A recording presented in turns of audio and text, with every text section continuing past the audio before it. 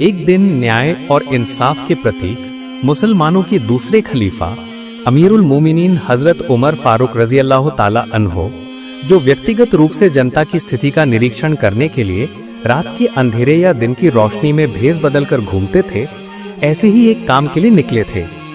अचानक ही रेगिस्तान के उस जनहीन मैदान के बीच उनकी नजर एक बहुत जर्जर झोपड़ी पर पड़ी। वो झोपड़ी इतनी अकेले खड़ी थी कि उसे देखकर हजरत उमर बहुत हैरान और अचंभित हुए। उनके मन में गहरी उत्सुकता जागी। उन्होंने सोचा, इस रूखे सूखे बेजान रेगिस्तान में जहां कोई बस्ती नहीं है, वहां इस मामूली सी कुटिया में कौन ऐसी अकेली जिंदगी गुजार रहा है? किस जरूरत में या किस लाचारी में एक इंसान ऐसी जगह पर रह सकता है? जिम्मेदार खलीफा का दिल तुरंत बेचैन हो उठा। वो तेजी से उस झोपड़ी के पास गए। माथे पर चिंता की लकीरें लिए उन्होंने दरवाजे पर हल्का सा खटखटाया और नरम आवाज में कहा, क्या घर के अंदर कोई है? अल्लाह के बंदे, जरा जवाब दीजिए। कुछ ही देर में उस झोपड़ी के अंदर से एक बहुत ज्यादा उम्र की दुबली पतली और कमजोर बूढ़ी औरत धीरे धीरे बाहर आई। बुढ़ापे के निशान उसके पूरे जिस्म पर साफ थे। चेहरे पर तकलीफ की गहरी छाया थी। बूढ़ी महिला, जिन्हें आमतौर पर लोगों से मिलने का मौका नहीं मिलता था, उन्होंने खलीफा को पहले कभी नहीं देखा था।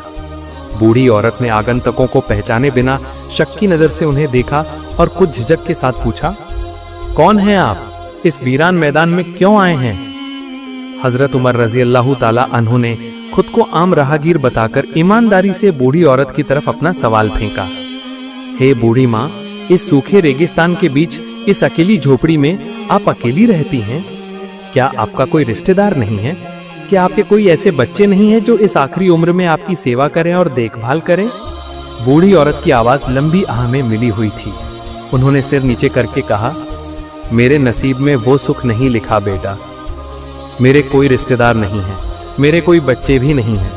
मैं इस टूटी फूटी कुटिया में अकेले किसी तरह जिंदगी और मौत के बीच लाचारी के दिन गुजार रही हूँ।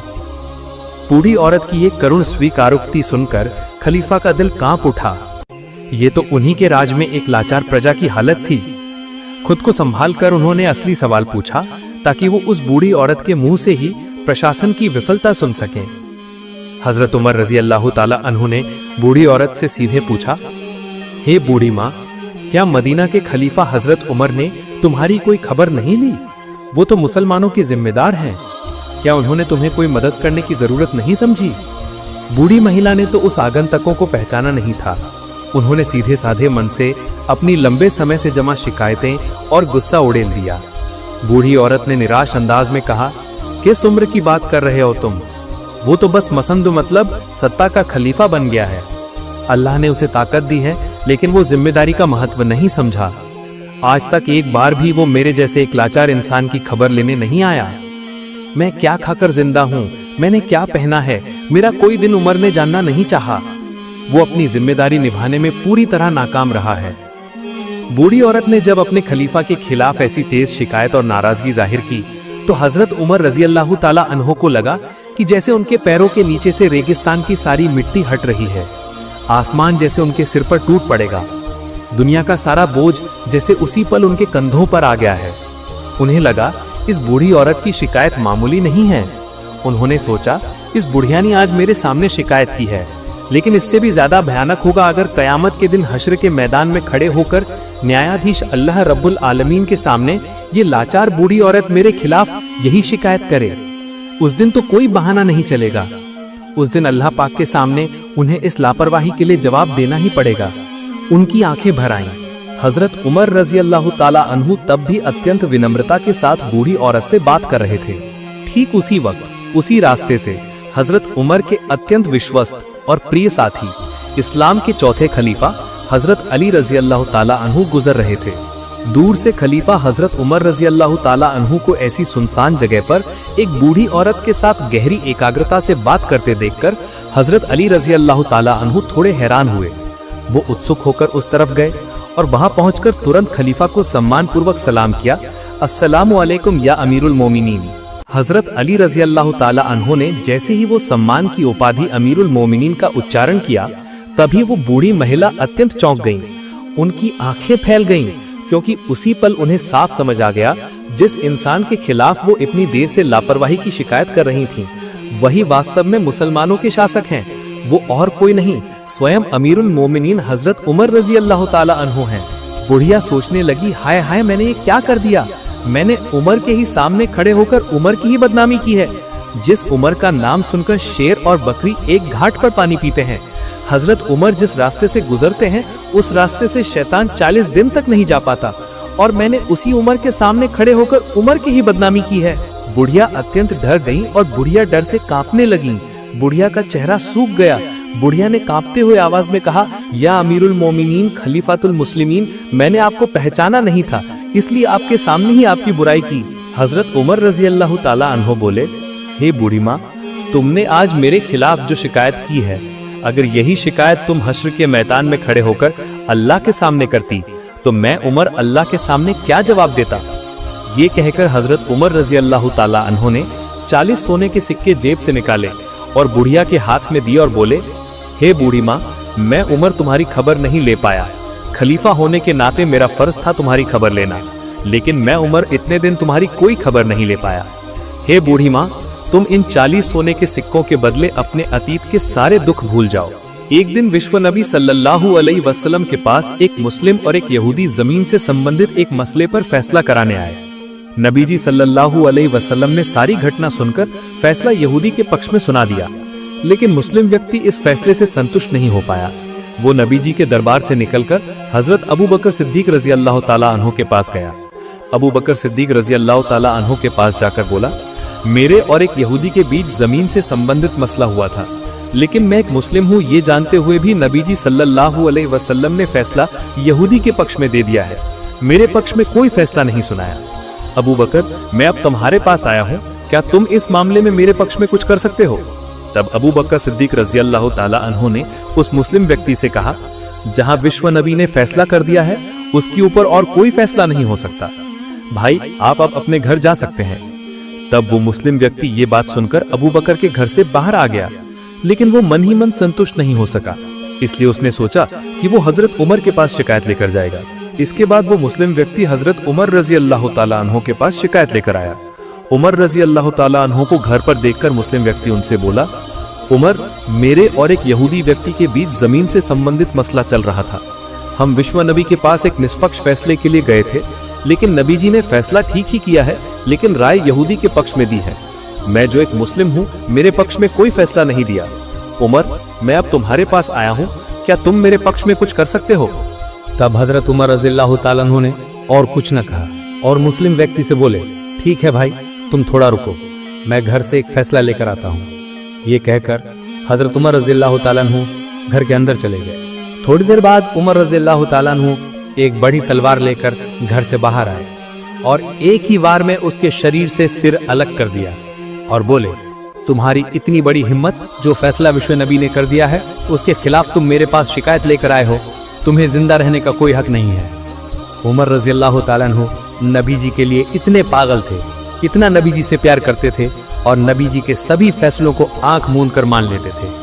अल्लाह रब्बुल आलमीन ने भी हजरत उमर रज़ियल्लाहु ताला अन्हु को इतना सम्मानित किया था कि मक्का के सभी काफिर उमर के डर से थर थर कांपते रहते थे। कुछ दिनों बाद की घटना, एक दिन हजरत उमर रज़ियल्लाहु ताला अन्हु रास्ते से पैदल जा रहे थे और उसी रास्ते से एक यहूदी व्यक्ति शराब पीकर चल रहा था। यहूदी व्यक्ति ने जब देखा कि दूर से उमर रज़ियल्लाहु ताला अन्हु इस रास्ते से आ रहे हैं, तब यहूदी व्यक्ति थर थर कांपने लगा और अल्लाह से कहने लगा, हे अल्लाह, आप आज मुझे उमर के हाथों से बचा लीजिए। उमर को अगर पता चल गया कि मेरे हाथ में शराब की बोतल है तो वो मुझे पल भर में खत्म कर देंगे। हे अल्लाह, मैं वादा करता हूँ, आप मुझे आज इस मुसीबत से बचा लीजिए, मैं जिंदगी में फिर कभी शराब नहीं पीऊंगा। थोड़ी देर बाद उमर रज़ियल्लाहु ताला अन्हु उस आदमी के बिल्कुल करीब आ गए। इसके बाद उमर रज़ियल्लाहु ताला अन्हु ने उस आदमी के हाथ में एक बोतल देखकर पूछा, हे भाई, तुम्हारे हाथ में ये किसकी बोतल है? तब यहूदी आदमी ने जवाब दिया, उमर, मेरे हाथ में ये दूध की बोतल है। तब उमर रज़ियल्लाहु ताला अन्हु ने उस आदमी से कहा, तो तुम अपनी बोतल का मुंह थोड़ा खोलकर उलट कर दिखाओ। तब वो यहूदी व्यक्ति डर से थर थर कांपने लगा और बोतल का मुंह खोलकर जब जमीन पर अंदर का पानी गिराने लगा, तब ताजा दूध अंदर से निकलने लगा। सुभान अल्लाह, सुभान अल्लाह। एक बार रोम के बादशाह हिराक्लियस अपनी सभा में बैठे थे। अचानक उनके मन में एक सवाल आया। उन्होंने दरबारियों से पूछा, हे मेरी प्रजा, क्या तुम मुझे एक खबर दे सकते हो? प्रजा ने कहा, जी महाराज, आप फरमाइए। बादशाह ने कहा, मुसलमानों का साम्राज्य इतनी तेजी से फैल रहा है, उनका नेता यकीनन कोई आम आदमी नहीं होगा। क्या तुम बता सकते हो कि उनका नेता कैसा है? उनकी कामयाबी का राज क्या है? दरबारियों में से कोई भी इसका जवाब नहीं दे पाया, लेकिन बादशाह इस रहस्य को जानना चाहते थे। उन्होंने एक दूत को बुलाया और कहा, तुम अभी मदीना जाओ, मुसलमानों के नेता का चाल चलन, रहन सहन सब जान कर आओ। वो किस तरह राजकाज चलाते हैं वो भी जानना। बादशाह का आदेश पाकर दूत मदीना की तरफ रवाना हुआ। उसके साथ एक तेज दौड़ने वाला घोड़ा था, इसलिए बहुत कम समय में वो मदीना पहुंच गया। मदीना पहुंचकर दूत ने जो देखा उसके लिए वो बिल्कुल तैयार नहीं था। उसने सोचा था कि विशाल महल देखेगा, हजारों पहरेदार देखेगा, लेकिन उसने देखा कि मुस्लिम साम्राज्य के खलीफा हजरत उमर रज़ियल्लाहु ताला अन्हु साधारण लिबास में एक पेड़ के नीचे जमीन पर लेटे आराम कर रहे हैं। दूत को अपनी आंखों पर यकीन नहीं हुआ।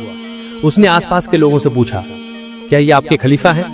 लोगों ने कहा, जी, ये आधे जहान के खलीफा हजरत उमर रज़ियल्लाहु ताला अन्हु हैं। दूत हक्का बक्का रह गया। वो खलीफा के सामने जाकर बोला, हे खलीफा, आप डरते नहीं हैं? आपके आसपास कोई पहरेदार नहीं है, ऐसे ही पेड़ के नीचे सो रहे हैं। अगर कोई दुश्मन आकर हमला कर दे? हजरत उमर रज़ियल्लाहु ताला अन्हु मुस्कुराकर बोले, मैंने जनता पर अत्याचार नहीं किया है, मैंने न्याय स्थापित किया है। जो न्याय के रास्ते पर चलते हैं उन्हें पहरेदार की जरूरत नहीं होती। ये बात सुनकर दूत और कुछ ना बोला और अपने राज्य लौट गया। दूत राज्य में वापस लौटकर बादशाह हिराक्लियस से बोला, हे बादशाह, मैंने एक ऐसे सम्राट को देखा है जिसके नाम से पूरी दुनिया कांपती है, लेकिन वो जमीन पर एक पेड़ के नीचे लेटे आराम कर रहे थे। उनका कोई राजमहल मुझे नहीं मिला। बादशाह ने हैरान होकर पूछा, क्या तुमने उनसे बातचीत की थी? दूत बोला, जी, उन्होंने कहा कि उन्होंने न्याय स्थापित किया है, इसलिए उन्हें पहरेदार की जरूरत नहीं है। बादशाह कुछ देर चुप रहकर बोले, ये यकीनन कोई महाज्ञानी व्यक्ति होगा, मैं उनकी ज्ञान की गहराई को अगले वक्त देखूंगा। इसके बाद बादशाह ने दोबारा दूत को बुलाया। उसके हाथ में एक खत देकर बोले, ये खत उमर के हाथों में देना और उससे मुंह जबानी एक सवाल पूछना, अल्लाह कौन सी चीज नहीं देखते। अगर वो जवाब दे पाया तो हम मान लेंगे कि इस्लाम सच्चा धर्म है। दूत फिर से मदीना की तरफ रवाना हुआ। उसने देखा हजरत उमर रज़ियल्लाहु ताला अन्हु दरबारियों के साथ चर्चा कर रहे हैं। हजरत उमर रज़ियल्लाहु ताला अन्हु ने दूत को बुलाकर फरमाया, हे दूत, इस बार क्यों आए हो? दूत ने सलाम करके कहा, हे आधे जहान के बादशाह, रोम के बादशाह हिराक्लियस ने कुछ सवाल भेजे हैं और एक सवाल मुंह जबानी कहने को कहा है। अगर आप जवाब दे सकें तो वो इस्लाम कबूल कर लेंगे। हजरत उमर रज़ियल्लाहु ताला अन्हु ने फरमाया, तुम्हारे सवाल बताओ। इसके बाद दूत एक एक करके सवाल पूछने लगा। 1. दुनिया की वो कौन सी जगह है जहां सूरज की रोशनी सिर्फ एक बार पड़ी है? 2. कौन सा पेड़ बिना पानी के उगा था? 3. कौन सी चीज का मुंह है लेकिन जिस्म नहीं है? 4. कौन से पेड़ की छाया 100 साल में भी खत्म नहीं होती? 5. हाथ पैर नहीं है लेकिन हमेशा चलता रहता है, ऐसी चीज क्या है? 6. जन्नत में इंसान खाएंगे लेकिन पेशाब पाखाना नहीं होगा, दुनिया में इसकी मिसाल क्या है? 7. जन्नत के ताले और चाबी का आकार कैसा है? इसके बाद दूत बोला, बादशाह ने मुंह जबानी जो सवाल पूछने को कहा है वो ये है, अल्लाह ताला तो सब कुछ देखते हैं, तो ऐसी क्या चीज है जो वो नहीं देखते? एक और सवाल, कुरान में तो सब कुछ है, ऐसी क्या चीज है जो कुरान में नहीं है? आखिरी सवाल सुनकर हजरत उमर रज़ियल्लाहु ताला अन्हु गुस्सा हो गए। उन्होंने फरमाया, तुम्हें खालिक के बारे में ऐसी बात कहने की हिम्मत किसने दी? दूत ने माफी मांगकर कहा, ये मेरे सवाल नहीं हैं, बादशाह के सवाल हैं। हजरत उमर रज़ियल्लाहु ताला अन्हु ने वहां मौजूद सभी लोगों से पूछा, तुम में से कोई इसका जवाब जानता है? सब चुप रहे। तब एक शख्स खड़ा हुआ और बोला, हुजूर, इस सवाल का जवाब सिर्फ हजरत अली रज़ियल्लाहु ताला अन्हु ही दे सकते हैं। इसके बाद उस दूत को हजरत अली रज़ियल्लाहु ताला अन्हु के पास भेजा गया। दूत ने हजरत अली रज़ियल्लाहु ताला अन्हु को सभी सवाल बताए। हजरत अली रज़ियल्लाहु ताला अन्हु ने एक एक करके जवाब देना शुरू किया। 1. तुम्हारे पहले सवाल का जवाब, हजरत मूसा अलैहिस्सलाम के लिए समंदर के बीच में जो रास्ता बना था वहां सूरज की रोशनी सिर्फ एक बार पड़ी थी। 2. दूसरे सवाल का जवाब, हजरत यूनुस अलैहिस्सलाम मछली के पेट से निकलने के बाद अल्लाह की रहमत से बिना पानी के एक लौकी का पेड़ उगा था। 3. तीसरे सवाल का जवाब, जहन्नम की आग जिसका मुंह है लेकिन हाथ पैर नहीं है। 4. चौथे सवाल का जवाब, जन्नत का शजरतुत तौबा नाम का एक दरख्त जिसकी छाया 100 साल में भी खत्म नहीं होगी। 5. पांचवें सवाल का जवाब, पानी जिसके हाथ पैर नहीं है लेकिन हमेशा बहता रहता है। 6. छठे सवाल का जवाब, बच्चा जैसे माँ के पेट में खाता पीता है लेकिन उन्हें पेशाब पखाना नहीं होता, जन्नत की मिसाल भी वैसी ही है। 7. सातवें सवाल का जवाब, जन्नत का ताला शिर्क है और चाबी तौहीद की गवाही है। अब तुम्हारे बादशाह का सवाल, अल्लाह सुब्हानहू व तआला क्या नहीं देखते? सुनो है दूत, अल्लाह ख्वाब सपने नहीं देखते क्योंकि वो कभी सोते नहीं हैं या ऊँघते नहीं हैं। और तुम्हारा आखिरी सवाल, पवित्र कुरान में क्या नहीं है?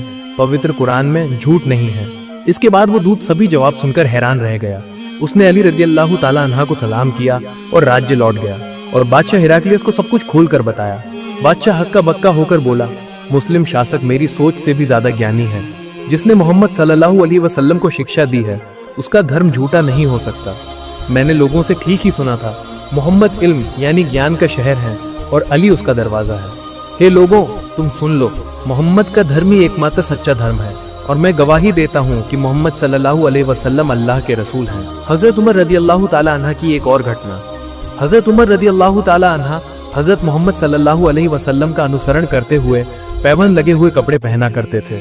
जब वो मुसलमानों के केंद्र बैतुल मुकद्दस को फतेह करने के लिए निकले थे, उस वक्त उनके पहने हुए कपड़े पर 17 पैबंद लगे हुए थे।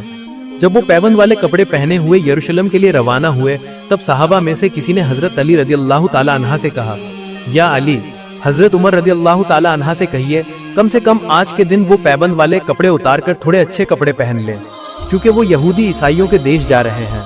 वे शायद अमीरुल मोमिनीन को देखकर बुरी टिप्पणी कर सकते हैं। वे ताने मारकर कह सकते हैं कि मुसलमान खलीफा के लिए एक जोड़ा अच्छा कपड़ा भी नहीं जुटा सके। आप खलीफा को समझा दीजिए।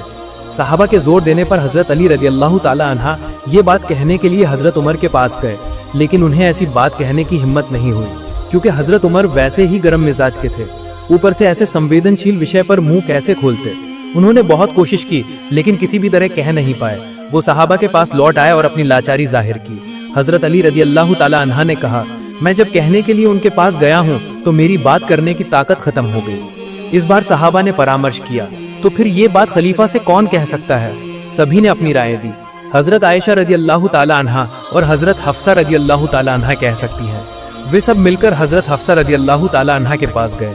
हजरत हफ्सा रदियल्लाहु ताला अन्हा ने कहा, मैं अल्लाह के रसूल की बीवी और खलीफा उमर की बेटी हूँ, लेकिन मेरे पिता को ये बात कहने की हिम्मत मुझ में नहीं है, मैं ये बात नहीं कह सकती। तब हजरत आयशा रदियल्लाहु ताला अन्हा ने कहा कि वो ये बात हजरत उमर रदियल्लाहु ताला अन्हा से कह सकती हैं। सहाबाए किराम ने हजरत आयशा रदियल्लाहु ताला अन्हा से दरख्वास्त की। इसके बाद उन्होंने हजरत उमर रदियल्लाहु ताला अन्हा को बुला भेजा। हजरत उमर रदियल्लाहु ताला अन्हा हजरत आयशा रदियल्लाहु ताला अन्हा का पैगाम मिलते ही हाजिर हो गए। भारत उपमहाद्वीप के मशहूर हदीस विशेषज्ञ शाह वलीउल्लाह मुहद्दिस दहलवी रहमतुल्लाह अलैहि ने एक ग्रंथ में लिखा है कि हजरत उमर रदियल्लाहु ताला अन्हा अम्मा जान आयशा रदियल्लाहु ताला अन्हा के सामने दो जानू होकर बैठ गए। आयशा रदियल्लाहु ताला अन्हा ने कहा, हे अमीरुल मोमिनीन, आप चूंकि ईसाइयों के राज्य जा रहे हैं, इसलिए फिलहाल ये पैडन वाला जामा छोड़कर कोई दूसरा अच्छा जामा पहन लीजिए। अम्मा जान आयशा की बात खत्म भी नहीं हुई थी कि खलीफतुल मुस्लिमीन रो पड़े। आयशा से बोले, अम्मा, क्या आप मुझे रसूल से दूर करना चाहती हैं? क्या आपको रसूल के साथ गुजारे उन दिनों की याद नहीं है जिन दिनों नबी जी सल्लल्लाहु अलैहि वसल्लम ने उपवास रखा था? 3 दिन तक नबी करीम सल्लल्लाहु अलैहि वसल्लम के चूल्हे में आग नहीं जली थी।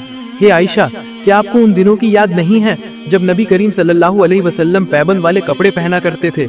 अम्मा जान, उमर इस फटे पुराने पैबंद वाले लिबास को पहनकर जो स्वाद महसूस करता है उसे बताना मुमकिन नहीं है। मैं और किसी चीज में ऐसा स्वाद महसूस नहीं करता। सीरत की किताबों में लिखा है कि खलीफा हजरत उमर रजी अल्लाह ताला अन्हु जब रसूल सल्लल्लाहु अलैहि वसल्लम की तंगहाली की बात करते थे, तब हजरत आयशा और हजरत हफ्सा दोनों फूट फूट कर रो रही थी। इसके बाद खलीफतुल मुस्लिमीन हजरत उमर रजी अल्लाह ताला अन्हु पैबंद लगा हुआ कपड़ा पहनकर ही मुसलमानों के केंद्र बैतुल मुकद्दस को फतह करने के लिए निकले। हजरत उमर रजी अल्लाह ताला अन्हु जब यरूशलेम शहर के दाखिल होने की जगह पर पहुंचे, 20 लाख वर्ग मील के विशाल साम्राज्य के खलीफा के हाथ में ऊंट की रस्सी थी। ऊंट पर बैठा था गुलाम। मुस्लिम सेना के सेनापति अबू उबैदा इब्नुल जर्राह रजी अल्लाह ताला अन्हु ने देखा खलीफा के जिस्म पर एक साधारण 17 पैबंद लगा हुआ कपड़ा है। ऊंट की रस्सी खींच रहे हैं मुस्लिम दुनिया के खलीफा और गुलाम बैठा है ऊंट पर। ये देखकर रोमन क्या सोचेंगे? ये सब सोचकर उन्होंने कहा, हे अमीरुल मोमिनीन, हम एक ऐसी जगह पर हैं जहां लोग चकाचौंध पसंद करते हैं।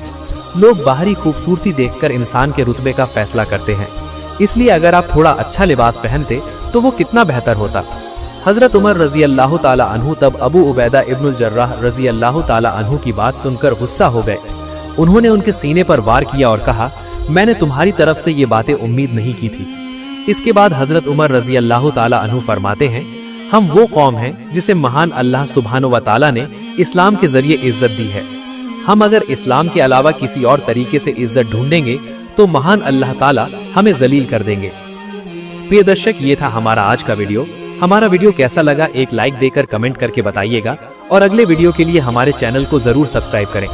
आप सब अच्छे रहें, सेहतमंद रहें। अल्लाह हाफिज।